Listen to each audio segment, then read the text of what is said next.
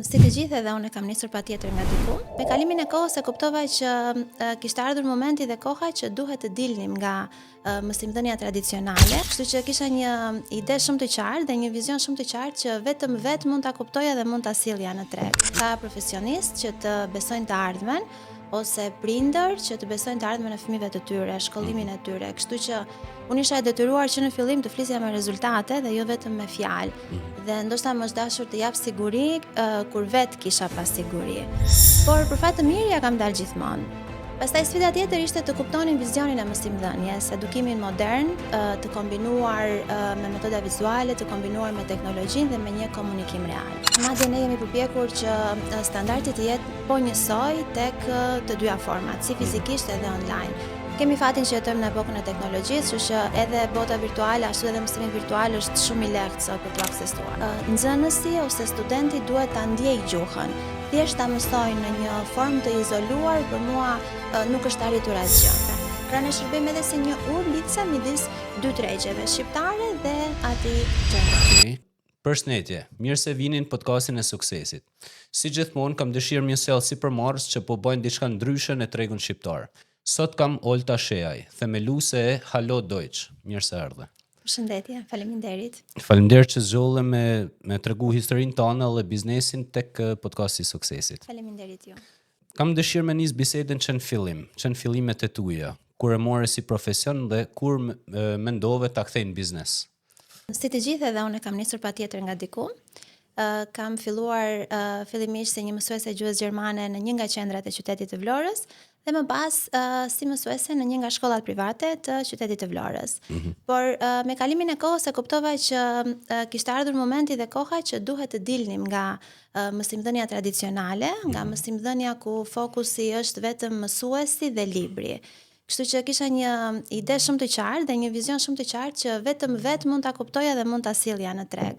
Kështu që kështu lindi edhe ideja e Halo Deutsch. Unë kam dëshirë me ditë pak pjesën e si e ke përpunuar ti nga ana mentale. Sa kohë të dosht nga momenti që fillove me mendu, okay, pse mos ta hap vetë një biznes, deri në momentin që e hape si biznes. A ke bë overthink apo jo? Absolutisht që po. Okay. Mësimdhënia për mua është pasion dhe edhe kur e mbaj mend veten time të vogël, po kështu kam luajtur gjithmonë. Unë një mësuese dhe çdo gjë tjetër e të dhomës time ka qenë në rolin e objekteve të klasës. Kështu që ka qenë gjithmonë, është rritur me mua kjo ideja që unë ndoshta do të krijoja diçka në lidhje me mësimdhënien dhe besoj që ja kam arritur. E morë hapin e parë, the do e hapi biznesin. Tash i dalin sfida, problemet e reja. Cilat ishin disa nga sfidat e para? Që pasi hapi biznesin tash i the, okay, duhet zgjill këto gjanat. E para ishte besimi. Okay. Duhet të krijoja besim sepse flitet për një biznes që ka lidhje me shumë përgjegjësi, që do të thotë ka profesionistë që të besojnë të ardhmen ose prindër që të besojnë të ardhmen e fëmijëve të tyre, shkollimin e tyre. Kështu që unë isha e detyruar që në fillim të flisja me rezultate dhe jo vetëm me fjalë. Dhe ndoshta më është dashur të jap siguri kur vetë kisha pas siguri. Por për fat të mirë ja kam dalë gjithmonë. Pastaj sfida tjetër ishte të kuptonin vizionin e mësimdhënies, edukimin modern, të kombinuar me metoda vizuale, të kombinuar me teknologjinë dhe me një komunikim real. Okej. Sfida ti kuptova. Po ato momentet e para kur ndoshta the me veten, duket se kjo gjë po funksionoka. Po, më kanë shoqëruar ashtu si sfidat edhe fitoret më kanë shoqëruar, të them të drejtën që në fillim. Ishin ndoshta ata studentët e parë që më shoqëruan që në hapjen e qendrës dhe rezultatet e tyre të para. Në fakt, puna ime lidhet me shumë fitore, të them të drejtën. Nuk është se lidhet vetëm me fitore, me atë finalizimin me një kontratë pune ose finalizimin me një certifikat e me radhë. Fitore për mua është edhe kur studenti mposht frikën e tij për ta filluar një gjuhë, si gjuha gjermane për më tepër. Ose nuk pret momentin perfekt për ta mësuar një gjuhë tjetër. Ose edhe momentet ku vetë studentët nuk kanë më frikë nga timbri i zërit të tyre, domethënë ata fillojnë flasin lirshëm. Kështu që është një fushë që lidhet me shumë fitore, si fitore të vogla dhe ato të mëdhat. Përveç anglishtes, që është gjuhë ndërkombëtare, cila është gjuha që ka më shumë, si më thon, potencial ose që të hap dyer më shumë? Që ti e sugjeron me do e mos? Jo vetëm se është fusha ime, po është padyshim gjuha gjermane. Okej. Ne kemi shumë kohë që njihemi me termin gjermanisht dhe gjermani dhe është bërë një trend tashmë në Shqipëri. Unë kam studentë që mësojnë gjermanishten sepse kanë qëllimin për të studiuar, për të punuar në Gjermani, për të jetuar e merat, po kam dhe nga ata studentët që kanë vizione shumë të qarta dhe din shumë mirë që një ditë gjuha gjermane do t'ju hapi shumë dyer, sepse është një fuqi botërore. Kurse që ju ofroni, a duhet t'jem se s'bën fizikisht, sepse ju jeni në Vlorë aktualisht? Po, ne jemi në Vlorë. Duhet t'jem se s'bën fizikisht apo ofroni edhe kurse online? Pa tjetër, të dyja format, edhe fizikisht, edhe online, dhe për ne kjo nuk bën absolutisht problem. Madje ne jemi përpjekur që standardi të jetë po njësoj tek të dyja format, si fizikisht edhe online. Kemi fatin që jetojmë në epokën e teknologjisë, kështu që edhe bota virtuale, ashtu edhe mësimi virtual është shumë i lehtë sot për t'u aksesuar. Sa është mallësia klasave, po themi? Sa veta janë mesatarisht në një sesion, në një trajnim? Grupet janë të ndryshme, janë individual, pra grupe të vogla, individual, grupe me 3-4 persona, deri në 8 deri në 10 persona. Okej. Në një Po tash po bëj pyetje të audiencës. A është, si më thon, standardja qëndron një lloj lart si në grupet mëdha si në grupet vogla? Absolutisht. Sepse ideja e audiencës është që, ose një prindit po themi, që sa më pak veta të ketë një grup, aq më shumë do ketë mësuesi kohë me u marr me fëmijën tim, po themi. E kuptoj.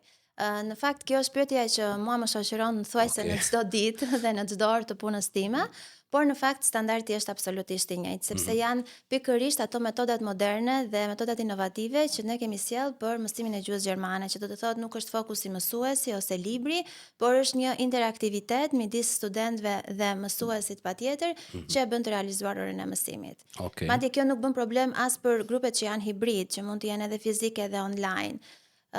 Standardi qëndron po njësoj në të dyja format. Okej. Për sa i përket gjuhëve, cilat gjuhë ofroni ju, cilat nivele dhe cilat grup mosha?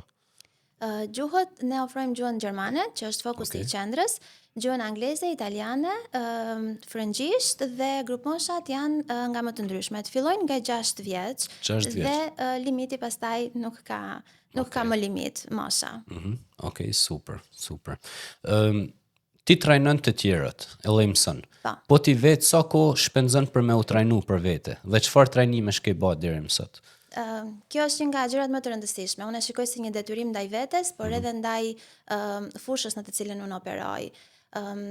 Përderisa kam marrë përsipër të sjell diçka moderne, inovative dhe që lidhet me teknologjinë, patjetër që duhet jem unë e para, ajo që duhet të trajnohem dhe më pas të trajnoj të tjerët. Kështu që ashtu siç unë trajnoj për ditë të tjerët, ashtu përpiqem të trajnohem edhe vetë. Kemi fatin, siç e thash edhe pak më përpara, të jetojmë në botën e teknologjisë, kështu që nuk është as pak e vështirë të jesh pjesë edhe e trajnimeve ose seminareve online.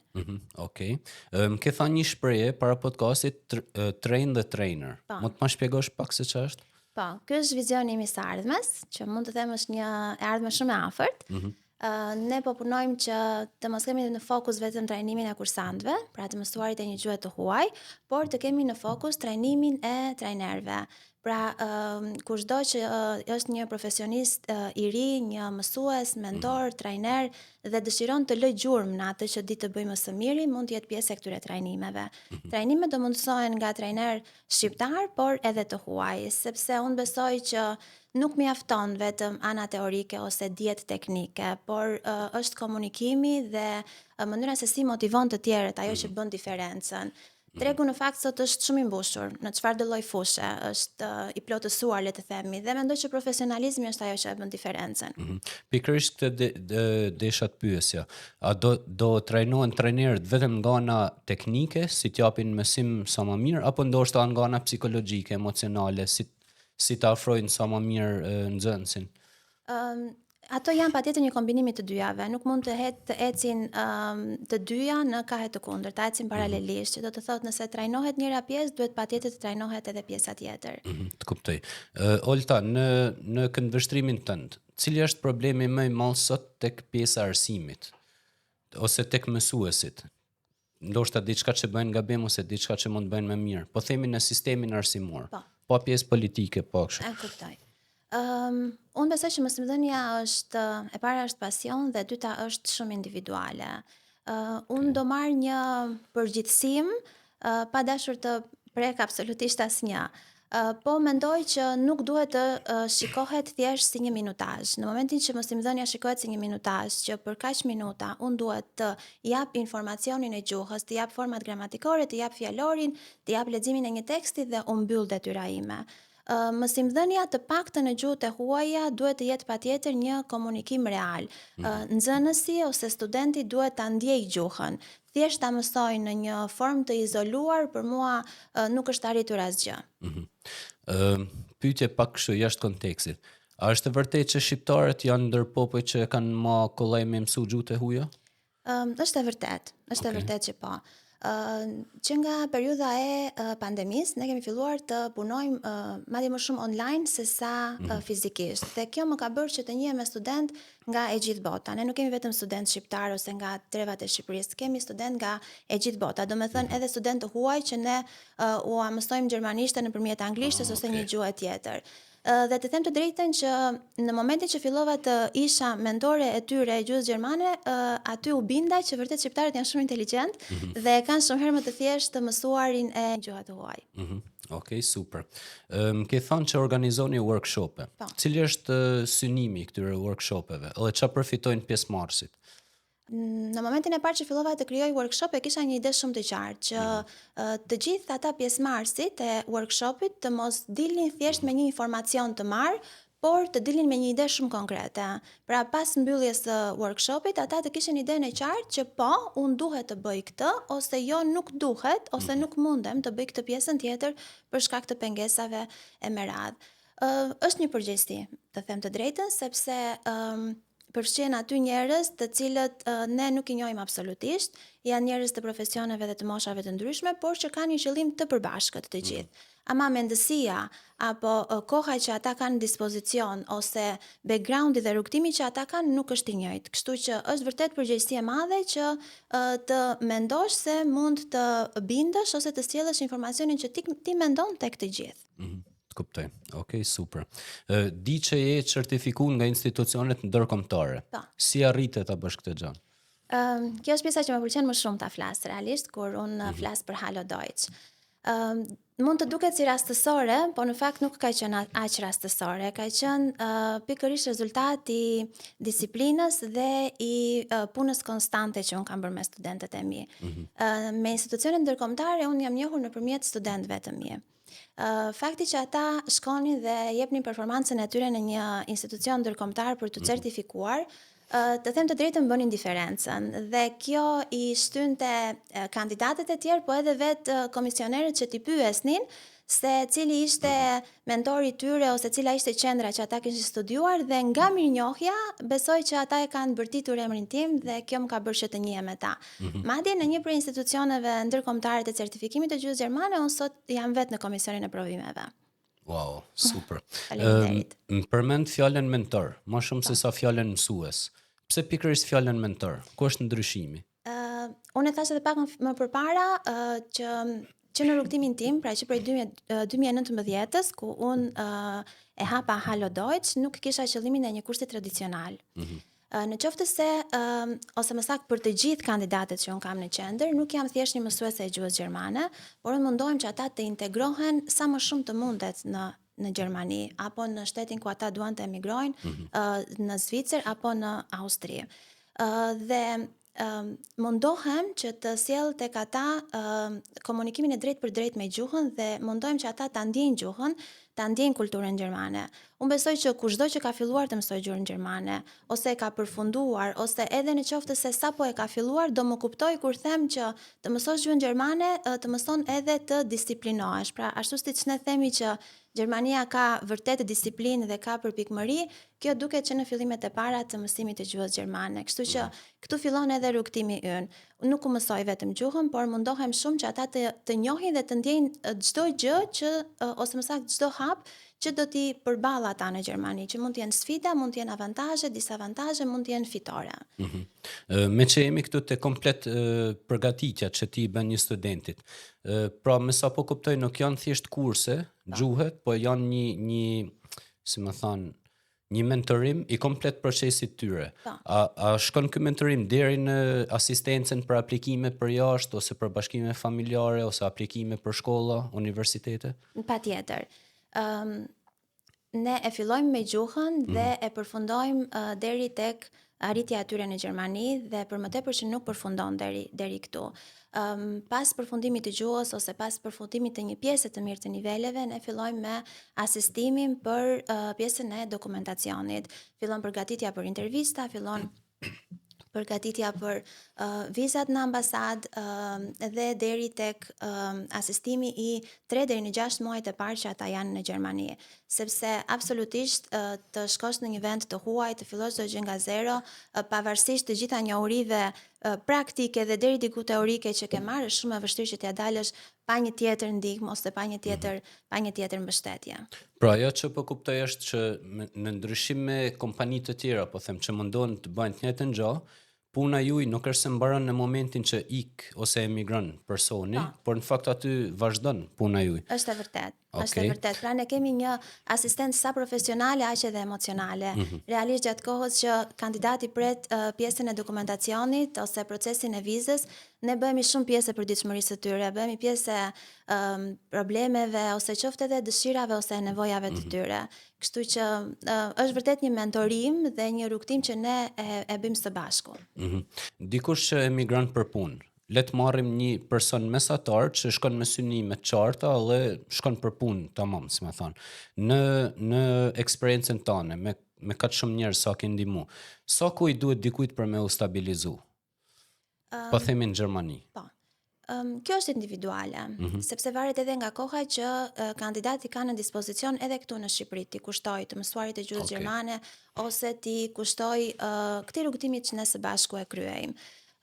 Unë do thoja që në rastet më të mira tonat janë dashur pak më shumë se një vit, por edhe një vit mjafton që të finalizosh rrugtimin në Gjermani. Dhe pastaj një tjetër sfidë fillon atje, po atje është sfidë më e bukur se sa sfida që kalojmë kur jemi këtu. Kuptoj. Okej, super. Tek pjesa e stafit. Po. E ke fillu vetëm, pastaj besoj ke fillu duke zgjeru stafin për me i shërby edhe gjuhëve të ndryshme edhe grup moshave të ndryshme. Aktualisht sa persona jeni staf? Ne jemi 6 persona në staf. Mund të duket sikur jemi një numër shumë i vogël, por jemi shumë të konsoliduar realisht me njëri tjetrin dhe jemi aty për të kryer procese të ndryshme të punës. Pra përpos secili ka detyrat e veta absolutisht, jemi një grup shumë kompakt që punojmë për një qëllim dhe një mision të përbashkët.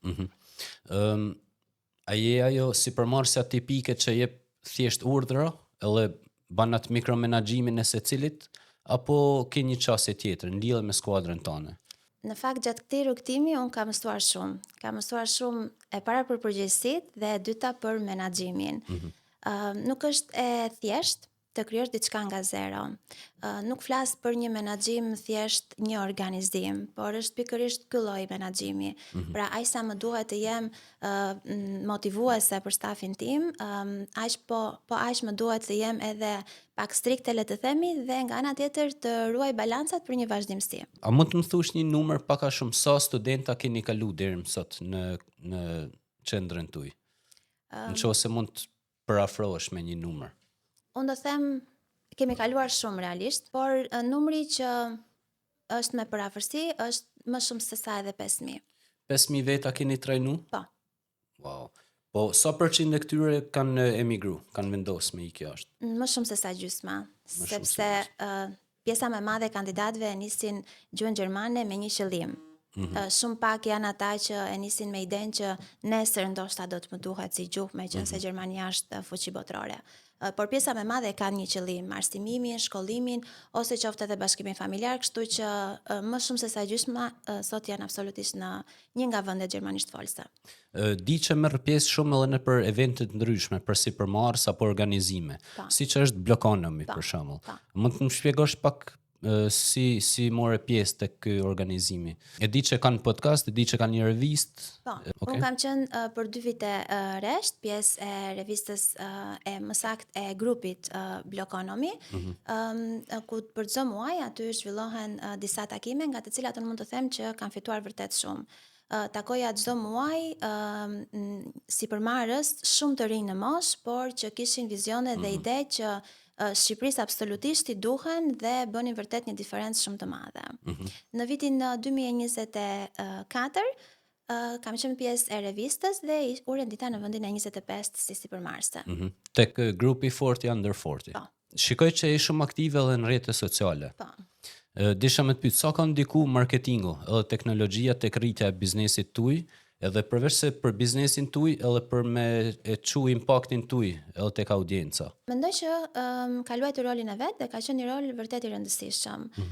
Ne mundohemi që të jemi sa më pranë të gjithëve, kryesisht brenda Shqipërisë, të jemi sa më pranë duke treguar vizionin dhe standardin me të cilin ne operojmë. Kështu që absolutisht kanë luajtur një rol të rëndësishëm. Madje audienca në rrjetet sociale është aq e lartë sa ne kemi dikën nga stafi i cili është thuajse 24/7 në dispozicion për të kthyer përgjigje. Kurset tuaja a janë të regjistrume apo janë live direkt me nxënësin ose studentin? Jo, absolutisht, janë të gjitha live, janë orë mësimore që zhvillohen në orë të caktuara në kontakt me studentin, pra janë orë interaktive, jo orë të regjistruara. Okej, pra edhe studenti, si më thënë, angazhohet vazhdimisht. Po, është gjatë gjithë kohës në kontakt me studentët e tjerë, në kontakt me mësuesin. Di që e të punuar me projekte tjera, si për shembull libra, për gramatikën e tjerë. Mund të më shpjegosh pak më shumë? Ideja e librave kam kohë që e përpunoj realisht, sepse normalisht është një projekt që duhet të ketë një standard për të dalë në treg dhe e kam nisur më shumë për faktin se pjesa më e madhe e njerëzve janë shumë të zënë me aktivitetet e tjera, qoftë profesionale, qoftë personale dhe jo nga mos dëshira, po thjesht nuk munden që t'i dedikojnë një orë të caktuar një kursi, duke qenë se të gjitha orët tona nuk janë të regjistruara, por janë orë live. Kështu që kam menduar të vinë në ndikë me materiale të tilla, absolutisht do jetë edhe mbështetja ime në vazhdimsi, por secili prej nesh pastaj e vendos vet orarin ose kohën se kur mund t'ja dedikoj të mësuarit të gjuhës. Kjo është më shumë ideja pse unë dua të vi me këto libra dhe qëllimi pse duhet të vi. Këtë biznes e nise para 7 viteve, pak a shumë, në 2019. Besoj me shumë sfida, ndoshta me ndonjë pasiguri në fillim me tjerë, siç e kanë gjithë sipërmarrësit. Ndërsa sot jeni sipërmarrëse afirmueme, ke ndihmuar mira student për me ndryshu komplet jetën e tyre, ose edhe familjarët e tyre e tjerë. Në qoftë se do ishe përballë pasqyrës sot, dhe do shikoje Olten para 7 viteve, edhe ajo po të shikon ty, ç'a mendon se do të thoshte? Nëse do të isha përpara pasqyrës dhe vetja ime përpara 7 viteve më shikonte, e para që do të më thoshte dhe jam e sigur është që ja dole dhe jam shumë krenare për ty, por e di që do ketë edhe pak kritika aty. Kritika e vetme besoj që do ishte pak më shumë kohë për veten dhe për familjarët e tu. Po ti ç'a do i thoje Oltës po eksperiencë në biznes? Po, që të gjitha ato frikra dhe pasiguritë e tua ishin thjesht mendime ndoshta të moshës, po i quaj. Okay, të gjitha unë poshtën. Në qoftë se do mund të rifilloj edhe një herë, ose të kthehesh në kohë para 7 viteve, në aspektin e biznesit, përveç kësaj që më the, për pjesën e kohës, për familjen, a do bëhet diçka ndrysh? Apo mendon se çdo veprim që ke bë, ka pas atë arsyen e vet? Jo, nuk besoj që do bëja diçka ndryshe. Unë mendoj që kam ecur me hapa të sigurt, shpesh herë me hapa të ngadalë, shpesh herë me hapa të shpejt, sipas situatës që ka ndodhur, po jam e sigurt që nuk do bëja asgjë ndryshe. Kam lexuar diçka në internet që thoshte kur ti mëson një gjuhë të re, ti në fakt zhvillon edhe një lloj karakterit të ndryshëm. A është e vërtetë kjo? Po. Gjuha huaj ndikon vërtet shumë në një pjesë të karakterit të njeriut. Unë preka edhe pak më përpara, ku thash që kush mëson gjuhën gjermane kupton që në fillim disiplinën që t'jep në mendime. Kështu që besoj që kjo është një nga ndikimet. Po gjuha italiane për shembull. si mund të ndikoj te një person? A bëhet më allegro për shembull? Po, unë do thoya që e bën dikë më të dashur. Për shembull, të shpresh emocione të bukura në italisht, besoj që është shumë e bukur. Madje ne në jetën e përditshme përdorim shumë terma për të shprehur dashurinë ose emocionet e bukura në anglisht ose në italisht. Po unë besoj që kush e mëson italishten bëhet pak më i dashur ose më i ëmbël në fjalë. Po frëngjishtja? Edhe për frëngjishten të njëjtin gjë, por unë nuk kam aq shumë dobësi për frëngjishten sa kam për tre gjuhët e tjera më kryesore në treg. Në qoftë se din anglisht, a e ke më thjesht me mësu gjermanishten? Me që janë e njëjta familje gjuhësh? Shumë shpesh ma bëjnë këtë pyetje. Por në fakt edhe ndikon. Që do të thotë, nëse dikush di si të mësoj një gjuhë të huaj, e ka shumë kollaj të mësoj edhe gjuhën tjetër. A mund të më japësh një mesazh për të rinjt që sot mendojnë me emigru? Unë e di që si përmarrëse, ti do më thush që emigroni. Por në të vërtetë, si një profesioniste, çfarë do i sugjeroj dikujt ose cili do ishte mesazhi jot për dikë që mendon të emigrojë ose të ndërtojë jetën jashtë, kur ti në fakt ke ndërtuar diçka të suksesshme në Shqipëri. Pra si e balancon këtë me veten? Në fakt, në lidhje me mua është temë shumë delikate, por unë do të thoja që ta shikojnë emigrimin pak me realizëm dhe më shumë se sa termin emigrim të kuptojnë termin integrim. Pra, do doja ose do t'i këshilloja të punonin për t'u integruar. Absolutisht për të patur arritje personale, profesionale, absolutisht po edhe financiare, por rëndësi ka që ta shikojnë me realizëm dhe të kuptojnë që atje ka shumë sfida, ka shumë pasiguri, por me shumë durim, qëndrueshmëri dhe konsistencë mund të vinë, jo mund, po do të vinë patjetër edhe fitoret. Si e ke konceptu ose planifiku të ardhmen e kompanisë? Ku do jetë Hallo Deutsch mas 5-7 viteve? Vizionet janë shumë konkrete, idet më saktë janë shumë konkrete, dhe ne po punojmë ditë pas dite për t'i sjellë ato në treg. E para do jetë Train the Trainer, që besoj do jetë një risi për tregun shqiptar, dhe jo vetëm një risi, por besoj që do jetë një ndihmë shumë e madhe për të gjithë profesionistët që duan të zhvillohen pse jo në vendin e tyre, pa që nevoja për të dalë jashtë kufive ose për të paguar edhe seminare ose workshope deri diku të shtrenjta jashtë shtetit. Olta, unë jetoj në Tiranë. Edhe shikoj që çdo gjë, si ma thonë, nga pjesa ekonomike është e përqendruar në Tiranë. Po pse ke vendosur me ndërtu një biznes shumë të suksesshëm në qytetin e Vlorës? Dhe a ke ndonjë plan për zgjerim, ndoshta një qytet tjetër apo aty ku je me bë diçka më të madhe? Në fakt, unë kam dashur gjithmonë të tregoj që edhe në Vlorë mund të ketë projekte shumë serioze, me standarde europiane dhe me një vizion shumë afatgjat. Unë besoj që jam në rrugën e duhur. Dhe absolutisht të gjitha këto ide, të cilat po bëhen hap pas hapi konkrete, kërkojnë një qendër akoma më të madhe që ne jemi duke projektuar dhe shumë shpejt. Po në Vlorë besoj. Po në Vlorë dhe besoj që shumë shpejt do të jetë në dispozicion jo vetëm të qytetarëve në Vlorë, por duke qenë se ne operojmë online, do të jetë për të gjithë, ashtu siç jemi edhe tani. Tjetër që dua të shtoj është fakti që unë nuk është se nuk i kam studiuar të gjitha qytetet e Shqipërisë dhe thjesht dua të zgjedh qytetet që kanë më shumë nevojë për ne, dhe qyteti i parë që kam zgjedhur për të hapur një filial është qyteti i Lushnjës. Nduket se po i afrohesh Tiranës, avash. Tash një pyetje komplet kështu jashtë kësaj. Ke zgjell me ndërtu komplet jetën edhe biznesin në Vlorë? Pse pikërisht në Vlorë? Përveç se është vendlinja jote, besoj. Ç'është është Vlora për ty? Tamam. Në fakt, mua të gjithë më pyesin pse ti trajnon njerëz për t'ikur dhe nuk largohesh vet. Okay. Unë kam një lidhje shumë të ngushtë, jo vetëm me qytetin, me familjen, me gjithë fëmirin time ose gjithë jetën time që kam kaluar aty, dhe të them të drejtën nuk e kam menduar kurrë që unë do të ndërtoj jetën time ndoshta në një qytet apo në një shtet tjetër. Besoj që është një lidhje e brendshme, një lidhje emocionale që ndoshta nuk ka fjalë të përshkruhet pse unë kam zgjedhur të investoj për Vlorën. Olta, më the që asistoni te pjesa aplikimeve për universitet jashtë ose për bashkim familjar, aplikim pune të tjerë. Çfarë specifikisht asistoni? Ne merremi me të gjithë rrugtimin e kandidatit deri në momentin final në Gjermani.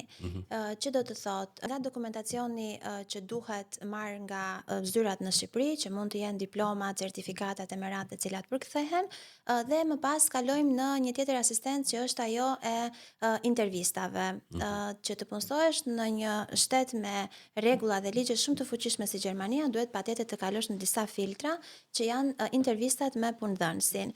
Ne asistojmë patjetër në të gjitha intervistat që kandidati ynë dëshiron të jetë pjesë dhe asistimi final është ai i vizës për në ambasadë. Kjo është një asistencë teknike e gjithë dokumentacionit të duhur deri në momentin final të vizës. E njëjta vlen edhe për maturantët që duan të studiojnë në një nga vendet gjermanisht folse, Gjermani, Austri ose në Zvicër, dhe në fakt një tjetër asistencë e jona lidhet me profesionistët ose me bizneset ose me çdo individ që ka një produkt në Shqipëri dhe kërkon që ta prezantojë atë në një mënyrë të denjë në një nga tregjet gjermanisht folse. Pra ne shërbejmë edhe si një urë lidhse midis dy tregjeve, shqiptare dhe atij gjerman. Okej, këtë se dija. Pra asistoni edhe bizneset ndryshme për me marketu, po themi, ose me produktet e tyre, ose me lidh ura komunikimi me sipërmarrës në një nga këto shtete. Në një nga këto shtete. Pra, mund të jetë një prezantim biznesi, mund të jetë një komunikim profesional, ose siç e thash edhe një prezantim i një marke ose një produkti që një sipërmarrës shqiptare ka në Shqipëri dhe dëshiron ta nxjerrë atë jashtë shtetit, jashtë kufive. Olta, kam dëshirë me mbyll bisedën me një mesazh për sipërmarrësit ose kryesisht ato që aspirojnë të bëjnë sipërmarrës. Çfarë duhet kenë parasysh ose çfarë do i këshilloje? Këshilla e parë që më vjen ndërmend është mos prisni momentin perfekt, se në fakt nuk ekziston. Momenti perfekt është momenti kur ju filloni të zbatoni idenë tuaj. Por mos ishni dorë as nga zhvillimi profesional dhe personal. Duhet të ecin të dyja paralel me njëra tjetrën që në fund të ketë një rezultat. Olta, shumë faleminderit. Ju uroj shumë suksese. Faleminderit ju.